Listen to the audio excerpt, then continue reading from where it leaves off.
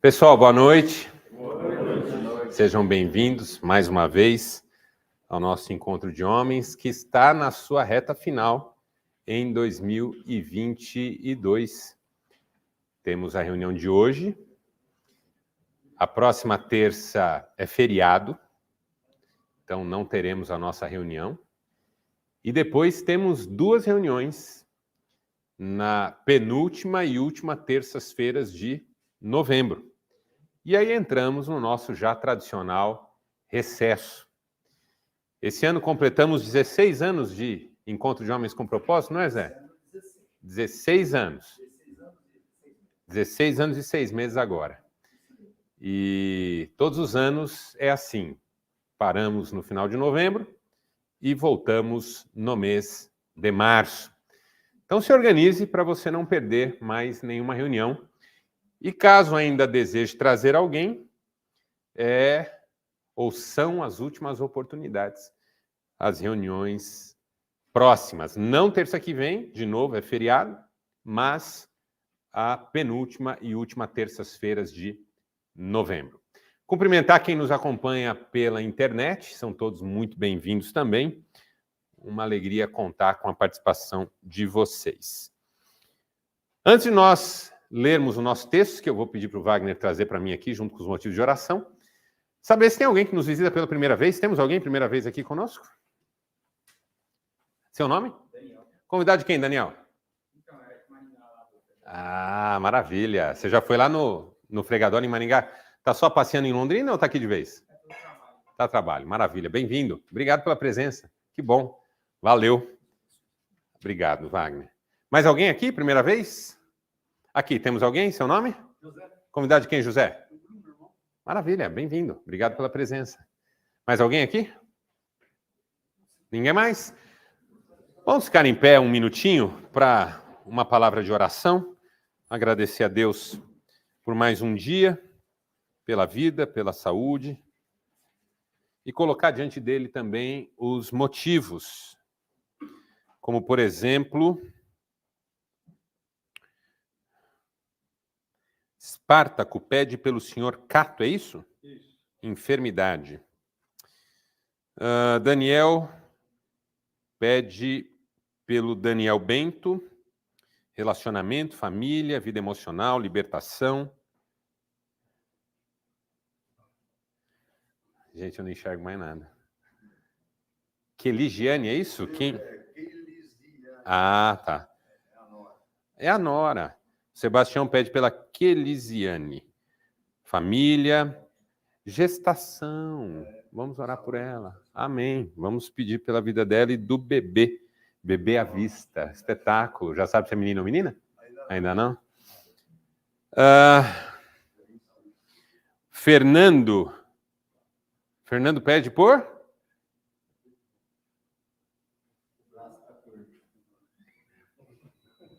Projetos pessoais. E pela nação brasileira.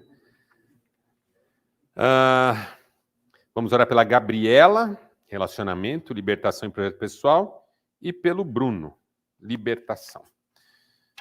Vamos fechar os olhos um minutinho? Pai, primeiro te agradecer por mais um dia, privilégio da vida, da saúde, das coisas boas. Te agradecer porque mais uma vez podemos estar aqui, confraternizando com pessoas queridas e separando esse tempo para aquilo que é excelente, que é fundamental para o nosso coração. Obrigado a Deus, até mesmo pelas lutas e adversidades, porque sabemos que em todas elas o Senhor tem cuidado de nós, tem nos amparado, tem nos suprido, e Tu sabes o quanto nós somos dependentes de Ti. Queremos colocar diante de Ti cada um desses motivos de oração. Tu conheces cada necessidade, cada desejo, cada pedido, até aqueles que nem foram feitos. Estende as Tuas mãos, Senhor, sobre cada um aqui, de modo que cada um se sinta não só tocado, mas atendido, amparado e abençoado por Ti. Abençoa as famílias, abençoa a norinha do Tião para que ela tenha saúde, para que essa criança venha bem, para que essa família seja, mais uma vez, agraciada pelo Senhor com mais uma vidinha, que seja uma dádiva do Senhor na vida deles. Abençoa, Pai, quem colocou projeto pessoal aqui. Eu sei que há muitos tentando reorientar a sua vida nesse momento da história, da direção, da sabedoria, abre portas. Aqueles que estão precisando de um toque na vida emocional. Meu Deus, tem tanta gente sofrendo na vida emocional. Abençoa, Pai. Tem misericórdia de nós. Tem misericórdia da nossa nação, Pai. Estamos vivendo dias turbulentos, dias estranhos, dias de incerteza. A tua palavra diz que ainda que as nações se movimentem, que os reinos tumultuem e rujam, que as montanhas se lancem para no meio dos mares, há um rio cujas correntes alegram a cidade de Deus, o santuário das moradas do Altíssimo. Deus está no meio dela, não será abalado. Que essa palavra se confirme em nós também, para nós, no nosso contexto, é o que nós te pedimos, em nome de Cristo, pedindo por essa reunião também. Amém. Amém. Você pode se assentar. Tema de hoje, o cara educa. E eu fiquei em dúvida se escolhia o cara educa ou o cara lidera. No final das contas, nós estamos falando de duas palavras que têm um campo de intersecção gigantesco. Mas eu acabei escolhendo o cara educa, e vocês vão entender por quê. Porque é mais do que liderar. É servir de referência, ter estratégia, saber o que se está fazendo, não só em função de liderados, mas da própria vida, da família, das amizades, enfim. Nós vamos ver que esses dois termos se confundem, mas no frigir dos ovos eu acabei ficando com esse aqui. O texto é segunda carta de João. E outra coisa sobre esse nosso estudo em João é que vai chegando o final da nossa trajetória. Tem tanta coisa sobre João que a gente também podia falar e não vai caber aqui nesse nosso espaço. Mas vale depois, para quem se interessou, gostou dessa caminhada que fizemos juntos, ler as cartas de João inteiras, o Apocalipse de João, que nós vamos até usar, principalmente na última reunião, mas, obviamente, será uma coisa muito mais superficial, não é? Aplicada à nossa vida e não tanto os ensinamentos mais profundos que esse livro tem para oferecer. E aí a gente sai com esse gostinho de quero mais dessa personagem bíblica que é, sem dúvida nenhuma, fascinante.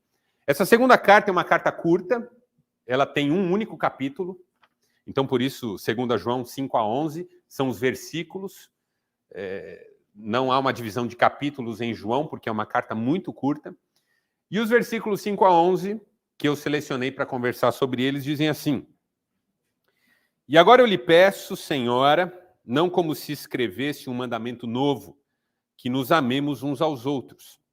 Este é o amor, que andemos em obediência aos mandamentos.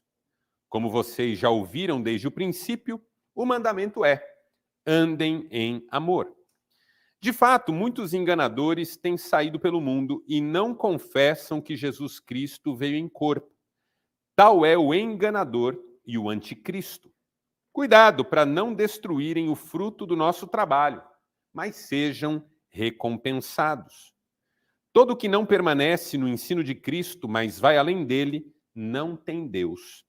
Quem permanece no ensino tem o Pai e o Filho. Se alguém chega e não traz esse ensino, não o recebam nem o saúdem. Quem o faz, torna-se participante de suas obras malignas. Até aqui.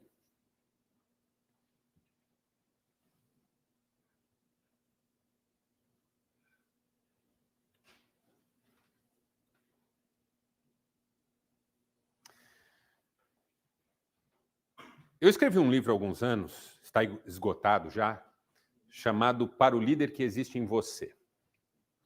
E um dos capítulos desse livro é uma... eu vou chamar de uma tentativa, embora eu acho que ela é bem sucedida, no sentido de definir liderança. conceituar pelo menos. E nesse livro eu digo que um líder é uma referência de sentido para uma ou mais pessoas. Em geral, quando você lê livros sobre liderança, as definições de liderança são muito qualificadas. O líder motiva, o líder influencia, o líder conduz pessoas no desempenho de tarefas, o líder é aquele que constrói relacionamentos enquanto executa atividades. Só que o que não se fala, às vezes, nos livros de liderança é que essas qualificações são qualificações do bom líder, mas existe o mau líder. Ou não? Nem vou entrar nesse assunto muito hoje. Mas existe o mau líder. O líder que conduz, por exemplo, como ao longo da história, líderes conduziram pessoas ao suicídio coletivo. E foram líderes. Ah, isso para mim não é líder. Para você não, mas para as pessoas que fizeram o que o cara sugeriu, ele era um líder absoluto.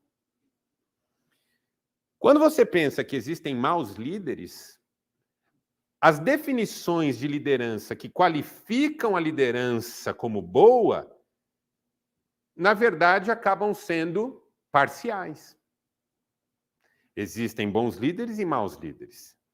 Líderes que, enfim, são uma bênção para quem os acompanha e líderes que, enfim, são um pesadelo para quem os acompanha. Por causa dessa questão é que eu acabei tentando fazer uma definição anterior. O que é um líder? Antes de ser uma influência, antes de ser uma motivação, antes de ser alguém que constrói relacionamentos, antes de ser alguém que desempenha habilidade, um líder é alguém que surge no cenário do outro como uma referência de sentido. E essa talvez tenha sido a grande sacada, que quem faz o líder é o liderado. Porque onde está o líder se não houver liderado? Eu acho um barato quando uma pessoa diz assim, não, porque eu sou muito líder. Amigo, ninguém segue você. Líder do quê? Líder de quem? Quem faz o líder é o liderado. O mesmo vale para a reflexão contrária. Quando alguém diz assim, não, eu não sou líder. Não, eu não sou líder. Mas se tem pessoas que assumem a sua vida, a sua postura, o seu posicionamento como uma referência de sentido, para essas pessoas você é líder. Você que é empresário ou que é gestor já deve ter se deparado com determinada situação. Tem alguém conduzindo uma reunião e, do ponto de vista hierárquico, essa pessoa é o líder, ou o chefe, ou o sujeito revestido de uma autoridade estrutural ou institucional ali. Mas quando ele fala determinado assunto, todo mundo olha para uma pessoa que não está revestida dessa autoridade institucional, mas de quem todo mundo está aguardando algum tipo de manifestação. Se o sujeito concorda, todo mundo tende a concordar. Se o sujeito faz cara feia, todo mundo fica na expectativa de ver o que está acontecendo. Nessas horas você percebe que um é chefe, o outro é líder. Porque o chefe, embora está empossado, o líder é que é uma referência para os demais. O líder é aquele para quem as pessoas olham, esperam uma palavra, esperam um rumo, esperam um norte. Quem que é líder na minha vida? Não só quem está posicionado hierarquicamente numa estrutura de que eu faço parte, mas aqueles para quem eu olho e aguardo alguma menção de para onde ir. As minhas lideranças não se resumem às minhas chefias. As minhas lideranças incluem essas pessoas cujos movimentos eu acompanho. Porque me inspiram de algum modo. Porque me sugerem que a pessoa sabe para onde está indo. Você é empresário, dono da sua empresa, não há ninguém na cadeia de comando acima de você, mas você tem um outro empresário que é um líder na sua vida porque você acompanha os movimentos dele e o que ele faz você toma como norte, como rumo, como orientação. Nesse sentido, eu acabo no meu livro defendendo a tese, perdão, de que todo cristão é um líder. Porque Jesus sugeriu que todo cristão deve ser alguém para quem as pessoas estão olhando. Quando ele diz, por exemplo, vocês são o sal da terra e a luz do mundo. Ele não disse vocês deveriam ser, ele não disse alguns de vocês são, ele não disse seria bom que todos fossem, ele disse vocês são. Sal da terra e luz do mundo. Ele está dizendo vocês são uma referência para os outros. Ah, mas eu não quero. Ok, você continuará sendo, só que de um modo de baixo desempenho. Vocês são a luz do mundo, mas se a luz estiver debaixo da mesa, não ilumina ninguém. Jesus não disse, vocês são a luz do mundo, mas se não brilharem, não são mais. Ele disse, vocês são a luz do mundo, se não brilharem, são como a luz que ficam embaixo da mesa.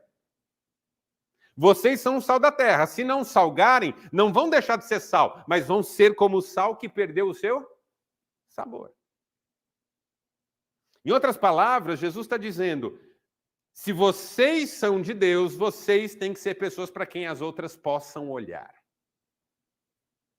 Por isso que ele termina essa fala no Sermão do Monte dizendo que os homens vejam as suas boas obras e glorifiquem o Pai de vocês que está no céu. Então, liderança não é sobre cargos, nem sobre desejo de influenciar quem quer que seja, mas sobre estar nesse lugar para onde alguém está olhando. E de onde alguém espera que venha algum tipo de norte, de rumo, de orientação. Nesse aspecto, todo pai é um líder. Porque o que seu filho faz em relação a você? Ele olha para você. Ele olha para você. Esperando o quê? Alguma sinalização de para onde ir. Seu filho está jogando bola, você está sentado na arquibancada, a bola vem no pé dele, ele passa para o sujeito e olha para ver se você viu.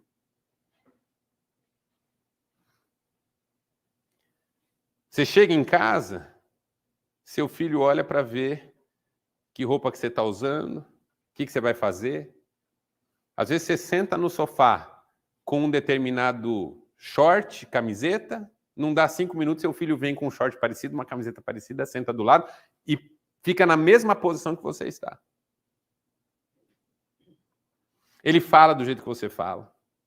Se você grita, ele grita também. Porque você é o líder. E se você é um mau líder, isso não faz você menos líder, só faz você um mau líder. Um mau pai não é menos pai, ele é um mau pai. O mau pai é igual ao bom pai, só que mau. Porque é pai do mesmo jeito.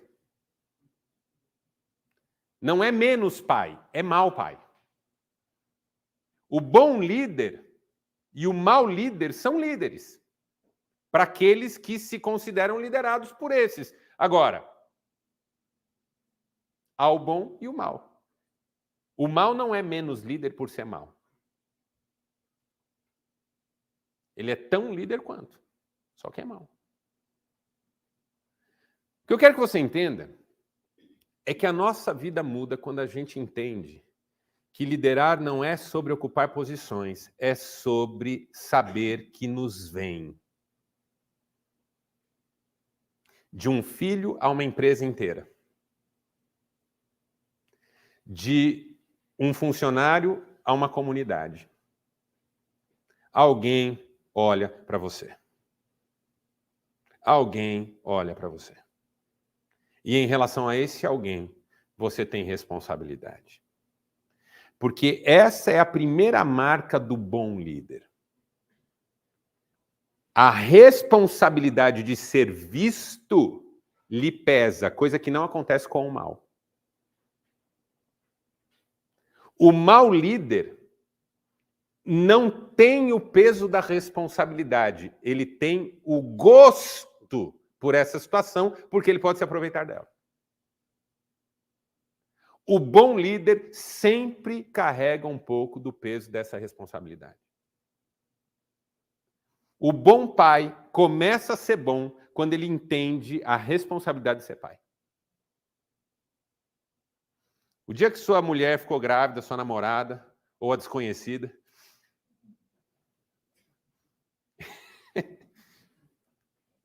e você soube que ia ser pai, você começou a ser bom quando bateu um frio na barriga. E você disse, meu Deus, vou ter um filho. Ali se distingue o bom do mal. Porque o bom pensa na responsabilidade, o mal pensa no privilégio. O bom líder, ele pensa, meu Deus, será que eu dou conta do recado? O mau líder pensa, quanto é que eu vou ganhar com isso? Quando Deus visitou Salomão para perguntar, o que você quer que eu te faça? E Salomão estava assumindo o trono de Israel, Salomão disse, eu quero sabedoria e conhecimento, porque eu não dou conta de governar um povo como esse. Deus disse, se você fosse um líder qualquer, você tinha pedido ou dinheiro, ou fama, ou a morte dos seus inimigos, ou mulheres, ou qualquer coisa. O sujeito que bate o olho no seu desafio e pensa, meu Deus, me ajuda, já começou bem. Porque ninguém diz que você precisa estar pronto. Mas precisa ter consciência do que significa estar onde você está. Então, quando eu penso nesse aspecto da liderança, a palavra educar me faz sentido. Entendeu? Por quê? Porque não é sobre conduzir o sujeito do ponto A para o ponto B. É sobre ser na vida dele quem eu posso e devo ser. De modo que ele seja quem ele pode e deve ser. O que vale para o meu filho, vale para o meu funcionário. O que vale para a minha casa, vale para a comunidade em que eu vivo. Quando eu penso em educar, eu não estou pensando em ensinar algo. Eu estou pensando em viver de tal maneira que aqueles que olham para mim possam se sentir devidamente inspirados, motivados e conduzidos. Por isso que um missionário chamado Albert Schweitzer, que também foi filósofo, pianista, médico, sujeito incrível, fazia um trabalho na África extraordinário. E quando faltava dinheiro, ele ia para a Europa fazer concertos em bar para levantar recursos e voltar para a África e tratar os doentes de lá. Escreveu certa vez, numa de suas reflexões, o seguinte: o exemplo não é uma forma de educar. É a única. O exemplo não é uma forma de educar.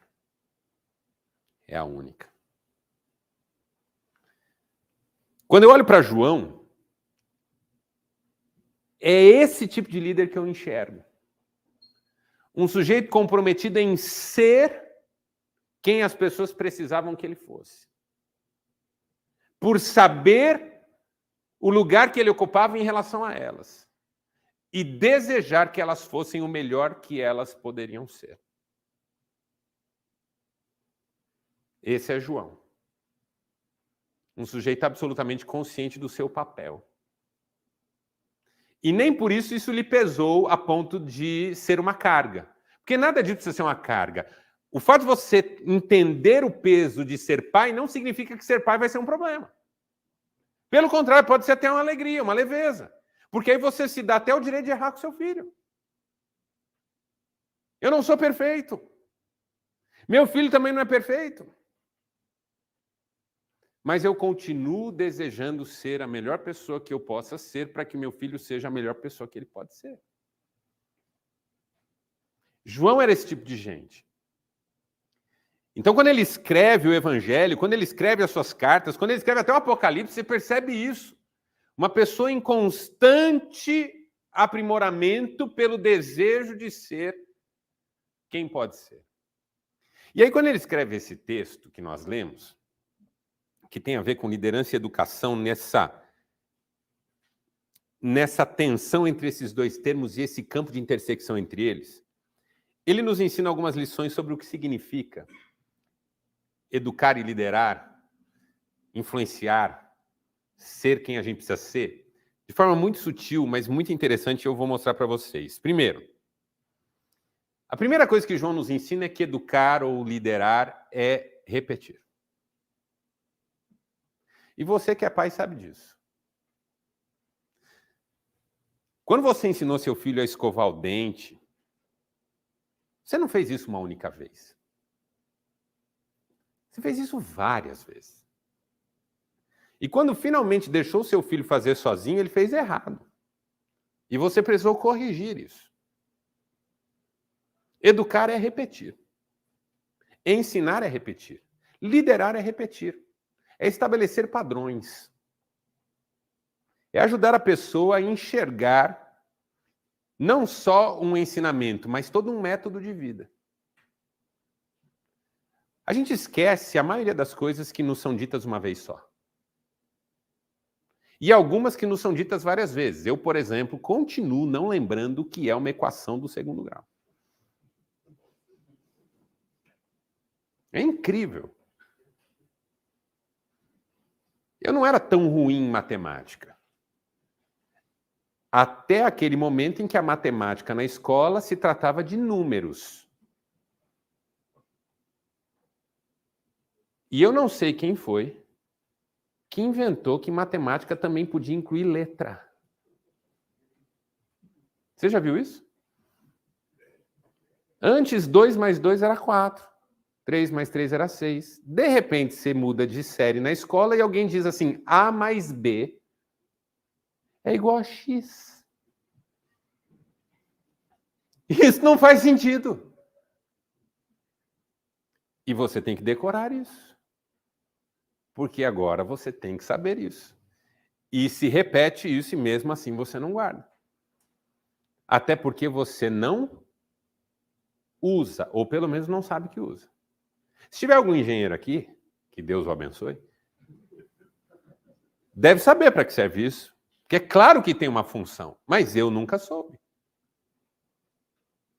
O Ronaldo talvez não saiba. Sabe, Ronaldo? Se o Ronaldo falou, eu sei, eu ia falar prova. Porque o Ronaldo, o que ele faz na vida, brilhantemente, não depende de saber o que é uma equação de segundo grau, assim como é o meu caso. E é como o caso da maioria. Então, por mais que isso tenha sido repetido em algum ponto, nós nos esquecemos porque a vida não repetiu mais.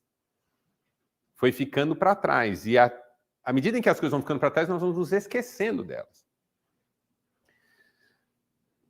Você educou seu filho não só repetindo lições, mas vivendo na frente dele aquilo que você queria que ele entendesse. Porque quando você disse não grite, mas gritou, ele gritou também. Quando você disse não fale palavrão, ele olhou para você e falou assim, mas você fala. Mas o papai pode.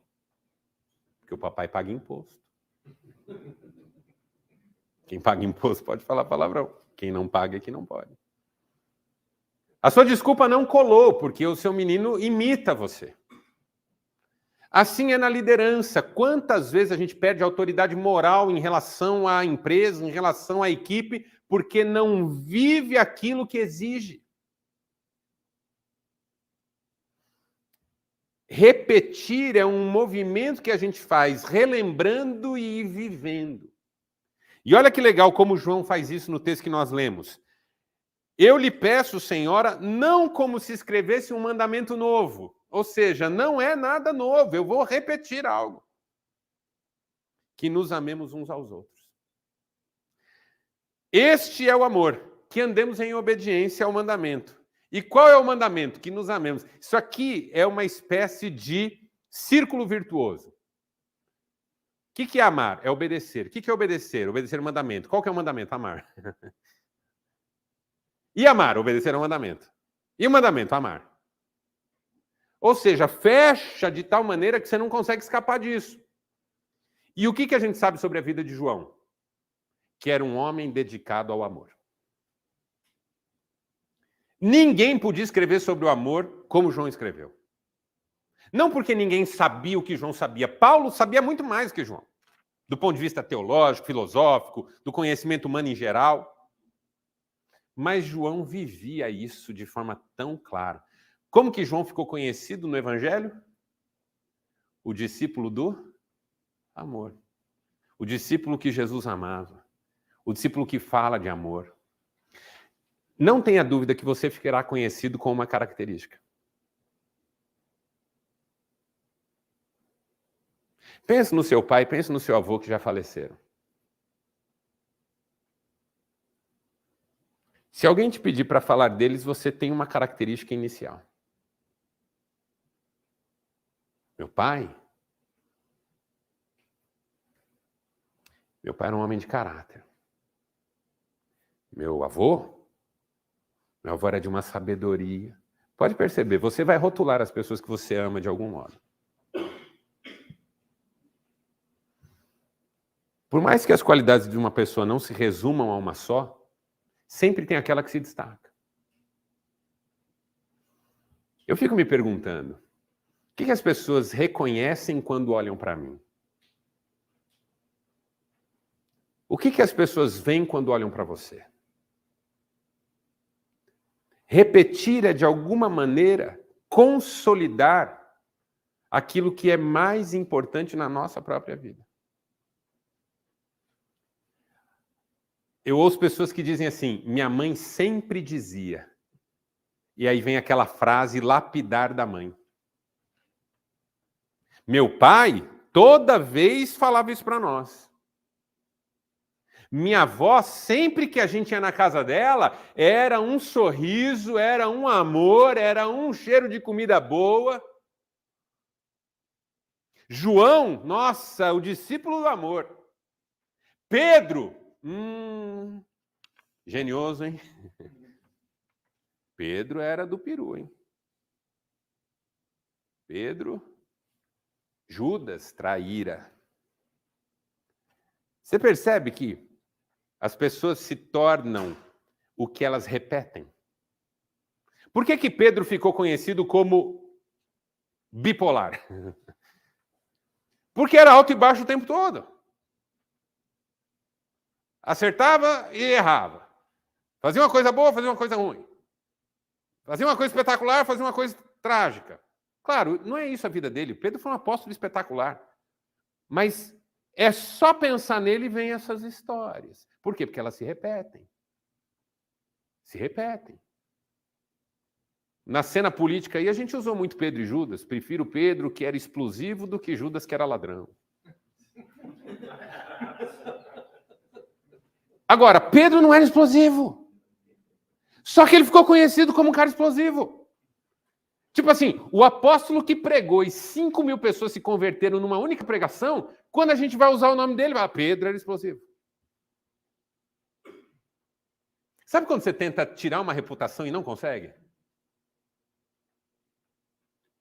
Essa mulher fala assim, porque você é teimoso mesmo. Eu falei, eu teimoso? Por quê? Ela fala, já vai teimar. Você fala, filho, mas eu não teimo nada. Olha aí, já está teimando. Você não consegue sair. Por quê? Porque, de algum modo, certas repetições foram consolidando uma ideia. Então, onde eu quero chegar com isso? Que se você não repete, não grava.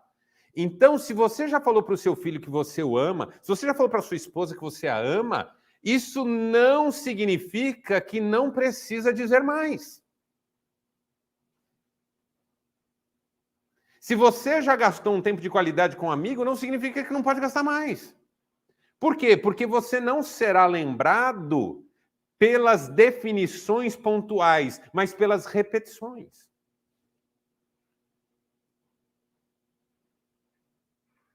O marido não será lembrado pela esposa pela vez que levou ela para Paris, mas pelas muitas vezes em que ela não dormiu em paz porque não sabia onde ele estava, pelas muitas vezes em que ela foi agredida verbalmente. Ah, mas um dia eu te levei para Paris. Ah, mas eu troquei seu carro. Não é isso que marca um bom marido. São as repetições, e às vezes as repetições são trágicas. Eu já fiz muito velório quando era pastor. Eu nunca ouvi um filho do lado do caixão do pai dizer assim: olha, ganhou dinheiro o homem. Pensa num gestor. Temos orgulho do pai, porque o pai, cada enxadada uma minhoca. Não. Ou o filho não fala nada, ou fala das repetições em casa. Meu pai era um homem de caráter. Meu pai cuidou da gente. Meu pai nunca deixou faltar nada. Não são as conquistas, são as manutenções. Está entendendo onde eu quero chegar? O que marca a sua vida não são suas conquistas, são as suas manutenções. É o que se repete. Por que Deus é misericordioso? Porque ele repete o perdão, ele repete o perdão, ele repete o perdão, ele repete o perdão. Deus já queimou o mundo, já zoou o mundo uma vez, ele jogou água para tudo. Você fala, não, vocês estão elegendo os caras errados, vocês estão fazendo tudo errado, eu vou queimar tudo isso aqui, vou acabar com tudo. Deus acabou com o mundo num dilúvio. Por que Deus não é conhecido como o cara que acaba com tudo? Porque ele fez isso uma vez. Quantas vezes ele perdoou? Quantas vezes ele teve misericórdia? Quantas vezes ele estava decidido a destruir e voltou atrás? Então, quando eu digo Deus é amor, alguém diz assim, mas e o dilúvio? O dilúvio é o dilúvio, mas Deus é amor. Por quê? Porque o que marca Deus é o que se repete na história, não o que é pontual. Às vezes a gente faz muito esforço para conseguir algo pontual. Isso que me chama a atenção. Às vezes o esforço da vida de uma pessoa é por algo pontual, que quando ela alcança, nem ela vê sentido naquilo. Tem um filme que você já deve ter visto, se não viu, não perdeu nada, porque o filme não é tão bom assim, mas a sacada é legal. É com o George Clooney. É uma beleza que te agrada, Ronaldo? George Clooney? Não. Eu também acho. Eu acho uma beleza agradável.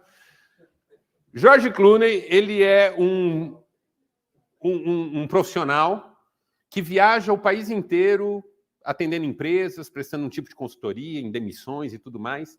E ele tem uma meta na vida.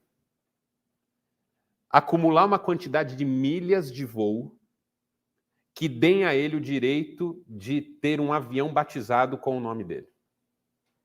E fazer uma viagem em primeira classe e ser servido pelo comandante. Esse é o sonho da vida dele. Então ele tem aquele cartão que não é nem black, nem platino, nem diamante, é meteorito. E ele tem um prazer de mostrar aquele cartão. O filme é muito interessante nesse aspecto. Porque a vida dele é toda orientada para chegar nesse lugar.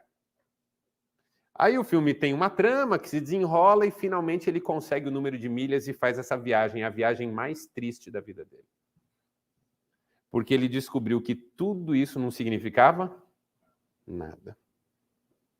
O que traz felicidade para a vida não são as coisas pontuais, são as coisas que acontecem todo dia. Por isso que Benjamin Franklin, grande líder norte-americano, escreveu certa vez que a felicidade não se alcança com golpes de sorte que podem ocorrer pouquíssimas vezes, mas com pequenas coisas que acontecem todo dia. Felicidade não é sobre onde você chegou, mas sobre como você foi. O que faz a estrada não é o destino, é a jornada. Quem não é feliz no caminho não é feliz na chegada. Quando a gente entende isso, a gente entende a força da repetição. A minha vida não será marcada pelos eventos pontuais, mas por aquilo que se pôde ver todo santo dia em mim, de algum modo. Humildade, honestidade. Você não decide que uma pessoa é honesta por um ato pontual. A desonestidade, sim. Um ato pontual define um desonesto, um ato pontual não define um honesto. Honestidade é uma coisa que você tem que mostrar a vida toda. Você foi honesto 30 anos, achou um dinheiro, pôs no bolso, olhou para o lado, viu que tinha alguém procurando e não falou nada, alguém viu e falou assim, que desonesto, hein? Foi a primeira vez. Repetir, repetir, repetir. João está dizendo, eu estou repetindo para vocês que o amor é um mandamento. Eu vivo esse mandamento. Eu sei do que eu estou falando. Vivam em amor. Esse é o mandamento. O mandamento é amem. E amar é obedecer o mandamento. E o mandamento é amem. E é repetido isso. Na carta de João isso aparece um monte de vezes. Segundo, alertar. Liderar, educar, cuidar, amar, é alertar. É chamar a atenção. É mostrar. Olha o que João faz. De fato, muitos enganadores têm saído pelo mundo. E não confessam que Jesus Cristo veio em corpo. Só para você entender isso aqui, na época de João, começa a surgir um movimento, dentro da igreja inclusive, de gente que sugere e até defende que Jesus Cristo não foi um homem, foi uma aparência de homem. Que Jesus Cristo, na verdade, era um espírito iluminado, que as pessoas viam, ouviam, mas que não era desse mundo, era uma espécie de ser extraterrestre. Por quê? Porque no mundo grego, a filosofia platônica era muito forte. E a filosofia platônica tinha uma base que sugeria o seguinte: o que é material é ruim, o que é espiritual é bom. Se é material é ruim, se é espiritual é bom. Não pode ser bom e ser material, não pode ser ruim e ser espiritual. Era uma dicotomia. Então, quando se dizia Jesus tinha corpo, essas pessoas que tinham essa filosofia na mente diziam como ele pode ter corpo se ele era um ser espiritual? Então surgiu, porque assim, quando você não sabe resolver uma coisa, você inventa. Se eu não consigo aceitar que Jesus era um ser espiritual e ao mesmo tempo tinha corpo, o que eu preciso dizer para o fato dele aparecer para os outros que ele não tinha corpo? Que era só uma imagem. E esse movimento, incrivelmente, ficou enorme na época de João. De gente dizendo que Jesus era um espírito. E que por isso ele não tinha pecado, porque ele não tinha corpo. E por que se fazia isso? Porque você sabe que toda maluquice tem uma intenção ruim, né? A ideia era poder usar o corpo para coisa errada. Porque aí os adeptos dessa filosofia diziam assim: se eu fiz uma coisa errada, não fui eu, foi meu corpo. O meu espírito é puro, o meu corpo é que é safado. Entendeu? A mulher fala para o marido, eu te vi lá beijando a fulana. Não, meu corpo estava beijando a fulana. Meu espírito estava pensando em você. Brincadeira à parte, e eu estou exagerando para provocar, mas basicamente era disso que se tratava. Uma filosofia da malignidade do corpo contra a benignidade do espírito e ambos não podendo conviver. Então Jesus, para ser perfeito, não pode ter corpo. E aí João escreve dizendo assim, olha, por mais que eu ame, é isso que eu quero que você entenda, por mais que eu ame e seja uma pessoa dirigida pelo amor, eu não posso deixar de ser verdadeiro sobre o que é verdade e o que é mentira. Sobre o que é certo e sobre o que é errado. Sobre o que é justo e sobre o que é injusto. Sobre o que pode e sobre o que não pode. Porque tem muito pai que, em nome do amor, não disciplina o filho. E amar é disciplinar. Alertar, chamar a atenção, mostrar o que é certo e o que é errado, denunciar o que é errado e aprovar o que é certo, isso é papel de líder, é papel de educador, é papel de pai, é papel de quem quer ser bênção na vida do outro. João amava esses caras que estavam fazendo coisa errada, mas não podia deixar de dizer eles estão fazendo coisa errada. Às vezes, em nome de uma amizade, a gente não fala a verdade para um amigo e deixa ele se quebrar lá na frente. Às vezes, em nome do bem-estar com a esposa, a gente não diz alguma coisa que a gente precisa dizer e a coisa fica ruim lá na frente. Gente que não gosta de conflito, é normal isso, eu também não gosto. Aliás, eu tenho pavor de conflito. Fui criado num ambiente em que o conflito era visto de forma tão negativa que eu acabei aprendendo a desviar de conflitos.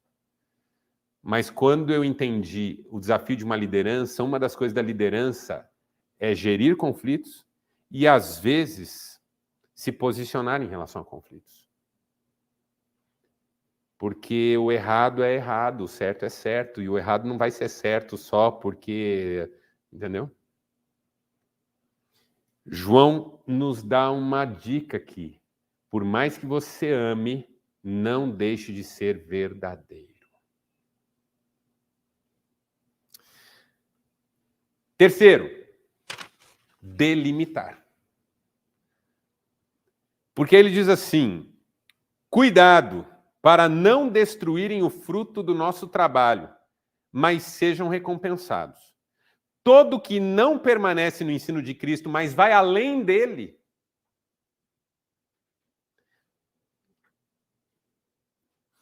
deixa eu falar uma coisa para você sobre a diferença entre limite e fronteira. Quando a gente educa um filho, é para ele não ter fronteiras. Mas ele precisa ter limites.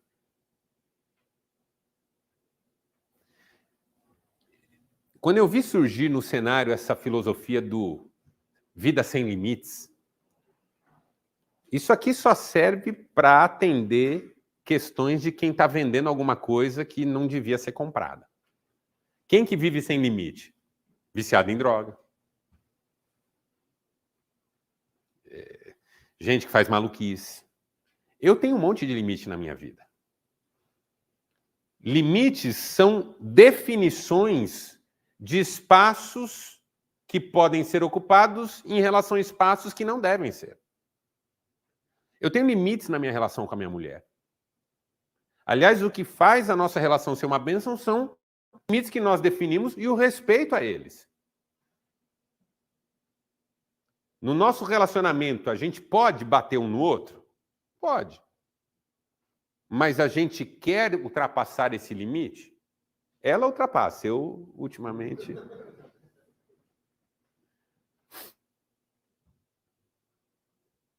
A gente educa um filho para ter limite, a gente treina um funcionário para ter limite. Agora, não para ter fronteira. Eu quero que ele sempre ultrapasse as fronteiras, alcance mundos novos. Porque uma fronteira não é um limite. Quando alguém diz assim, eu ultrapassei todos os meus limites. Não eram limites. Simples assim. Não é? Qual que é o limite dessa sala? É a janela. Mas eu quero ficar do lado de lá. Ok, fique à vontade. Só te lembrar que estamos no 9º andar. O limite não é uma imposição do desejo, é uma imposição da realidade. Eu não ultrapasso limites não é porque eu sou covarde, não é? É porque o limite diz para mim até onde eu posso ir e a partir de onde eu não posso. Quando Deus botou aquela árvore do conhecimento do bem e do mal no jardim, aquilo era um limite. Até aqui você pode vir, daqui para frente você não vem. Aqui vai te complicar a vida toda. Aí o sujeito falou, não, eu não aceito limite, eu quero viver uma vida ilimitada. E aí ultrapassou o limite e a caca se estabeleceu. Por quê? Porque limites são importantes. Todos nós temos que ter limites.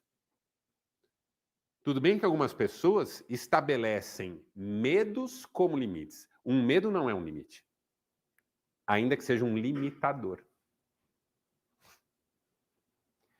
Não, eu não posso chegar nem perto da janela. O meu limite é aqui no pilar. Não é um limite. É um fator limitador. Porque eu estou estabelecendo de forma arbitrária. O limite real é a parede. Não faz diferença nenhuma eu chegar até o pilar ou dar um passo a mais. Mas se eu tentar ultrapassar a parede, aí eu estou perdido. Ali é limite, aqui é fator limitador. Aqui eu ponho como fronteira. Eu decido que daqui não se pode passar. Porque eu tenho medo de passar. O que eu quero que você entenda é que se você não põe limite nas suas relações, já já suas relações estarão destruídas. Homem tem que ter limite para beber. Homem tem que ter limite para fazer confusão. Homem tem que ter limite para gastar dinheiro. Homem tem que ter limite até para safadeza. Homem tem que ter limite para as coisas. Não dá para não ter limite em nada na vida. Por quê? Porque você vai destruir a si mesmo. A vida sem limite é autodestrutiva. Se eu não tiver limite para comer, o que vai acontecer comigo? Se eu não tiver limite até para fazer esporte, o que vai acontecer comigo? Na minha vida, por exemplo, há um limite para fazer esporte. Mas ao limite eu coloquei o fator limitador. Que é bem para cá. É bem para cá. É quase aqui. Escrevi para a personal esses dias. Eu vou precisar cancelar umas aulas. Ela falou, quais? Eu falei, até fevereiro. O ano eu não disse. Estou com esse trunfo na manga. Esse trunfo está na manga ainda. Você entende que limite é bênção? E às vezes, sob a égide do viver sem limites, a gente está se complicando. Todas as vezes que eu tive limite, eu escapei de situações que trariam prejuízos para mim. Agora, toda vez que eu criei fronteiras, eu limitei o meu mundo para aquém dos limites. Não são os limites mais, são os fatores limitantes. A sabedoria para distinguir uma coisa da outra é fundamental. Qual é o limite da minha relação com meu filho? Qual é o limite que eu quero que ele respeite e que não tem negócio? Porque se ele desrespeita e tem negócio, não é limite.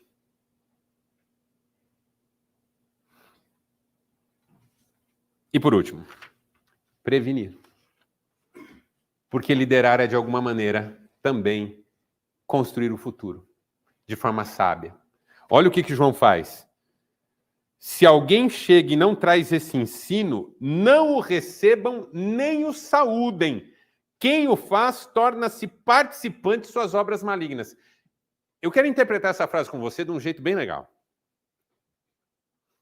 A maioria de nós, talvez não todos, mas a maioria de nós, quando lê essa frase, pensa assim: se eu cumprimentar esse cara, eu vou me tornar participante das obras dele. Ou seja, só de cumprimentá-lo, eu já sou réu do que ele faz. A sensação que dá é essa, que João está dizendo: não cumprimentem nem saúdem, porque se vocês fizerem isso, vocês já estão ferrados junto. Mas pensa assim, diferente de mim. Cumprimentar, saudar. O que significa no mundo antigo? Estabelecer comunhão. O que João está dizendo? Guardadas as devidíssimas diferenças, João está dizendo: diz-me com quem andas e eu te direi quem és. Se você tiver comunhão com esse tipo de gente, já já você vai estar fazendo igual.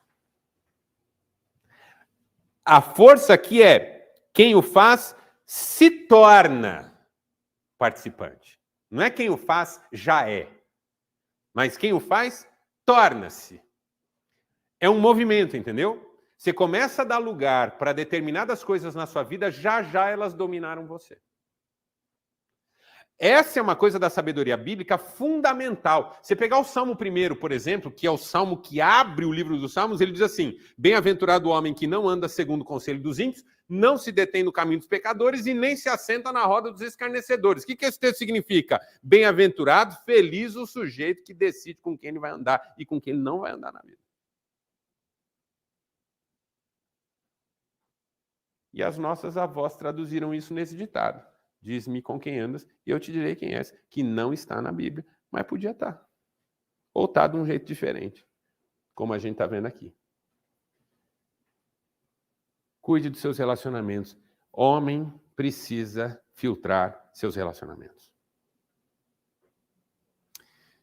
Porque é mais fácil, às vezes, uma pessoa sem caráter contaminar que tem caráter do que o contrário. Uma das coisas que eu aprendi na vida é... Agora, aprendi a duras penas, viu? Porque antes da gente aprender isso, a gente apanha pra caramba. Perde muita coisa. Fugir de psicopata. Fugir de psicopata não é fácil, Wagner. Não que seja o seu caso. Porque a gente que é neurótico adora um psicopata por perto. Porque quem que é o neurótico? O neurótico é o sujeito que gosta de agradar os outros. Quem gosta de ser agradado? O psicopata. Não só ele, mas principalmente ele. Se você é do tipo que agrada a todo mundo, já tem 3, 4 psicopatas cercando você. Porque eles querem alguma coisa que você está oferecendo. Eu tenho um paciente que é do Mato Grosso, estava falando para ele hoje, falei assim, se você ajuda todo mundo, já tem um monte de gente querendo que você ajude. Só que assim que você ajudar, essas pessoas vão virar as costas para você. Porque elas não estão interessadas em você, estão interessadas no que você tem a oferecer. O que eu quero que você entenda é que filtrar relacionamentos não é desamor. Nós estamos ouvindo isso do discípulo do amor. O discípulo do amor está dizendo, não cumprimente alguns caras na rua. Gente, o discípulo do amor está falando para você, vira a cara para esse mané. O discípulo do amor está dizendo para você, finja que não conhece. O discípulo do amor está dizendo para você, não estenda a mão. Não é louco isso? Se fosse Pedro, combinaria mais. Ó, não cumprimente. Se ele tentar cumprimentar, corta a orelha dele. Você fala, não, mas Pedro, exagerado. Não, o discípulo do amor está dizendo, não cumprimente essas pessoas, não saúde essas pessoas. Você vai acabar ficando igual a elas. Não é louco o discípulo do amor pedir para você não cumprimentar alguém? Eu acho louco isso aqui. Eu nunca falei na minha igreja, gente, cumprimentem uns aos outros, menos os cretinos. Nunca falei isso na minha igreja. Dá um abraço no seu irmão, mas se seu irmão for um psicopata, passa longe. Por quê? Porque é difícil falar um negócio desse. O João está dizendo isso aqui, está escrito aqui, você leu comigo. Está escrito desse jeito aqui, ó. Não recebam nem saúdem. Porque quem o faz torna-se participante de suas obras malignas. O discípulo do amor está falando para você. Tratar a gente má do jeito que essa gente merece. É louco isso aqui. Eu nunca preguei sobre isso aqui na minha igreja, eu fiquei com medo. Vai que manda nós embora, né? Né, Wagner? Mas como é que vai falar para não cumprimentar o cretino? Não cumprimenta o cretino, não. Cretino é cretino. E se você ficar de lambeção com o cretino, já você fica cretino igual. Claro que João não está falando sobre estender a mão e cumprimentar. João está falando assim, cuidado com a destra da comunhão. Não é para qualquer um que você estende. Cuidado quem você traz perto da sua vida. Eu já trouxe gente perto da minha vida que só me destruiu.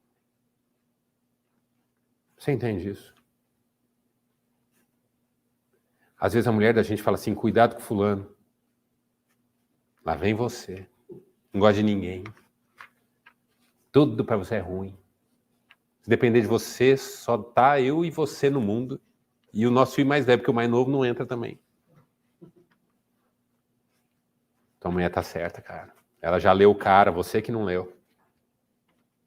O cara tá lá só para demandar. Complicado, né? Quem ama, previne. Enfim. Dica de sabedoria de hoje. Immanuel Kant. É no problema da educação que se assenta o grande segredo do aperfeiçoamento da humanidade e o homem não é nada além daquilo que a educação faz dele. Vamos ficar em pé em mais uma oração para terminar. Zé, chega aqui, vamos orar com a gente e encerrar a nossa reunião de hoje, Que Deus abençoe.